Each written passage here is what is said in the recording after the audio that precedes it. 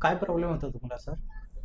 मला असं माहीत नव्हतं, पण तुमच्याकडे आलो मला समजलं की सायटिकाचा प्रॉब्लेम आहे. पहिलं मला असं चालायला, बेंड करायला किंवा असं जास्त वेळ बसलं ना, तर राईट साईडला हॅमस्ट्रिंग आणि ग्लूट्समध्ये असं पेन व्हायचं खूप.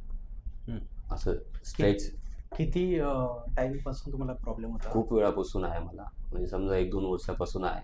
हं. पण एवढं नव्हतं ते. पण जेव्हा मी जिम जॉइन केलं ना, जिममध्ये माझं ते थोडं जास्त वाढलं. नीट वेट न उचलल्यामध्ये. तर तेव्हा ते जास्त वाढलं. तेव्हापासून मला असं बसायला, चालायला खूप प्रॉब्लेम व्हायला लागला. ओके. आणि आता आपल्याकडे ट्रीटमेंट पूर्ण झाली आहे. हं. तर कसा फरक आहे? पहिल्यापेक्षा किती पर्सेंटेज तुम्हाला फरक पडला आहे? मला 80-90% फरक पडला. असं माझं असं वाटतं की रिकव्हर झालं आहे सर्व.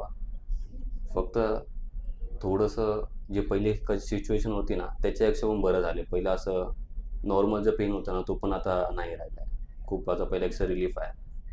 बेंडिंग वगैरे जमते आता. ओके. ठीक आहे चालेल. धन्यवाद. Thank you.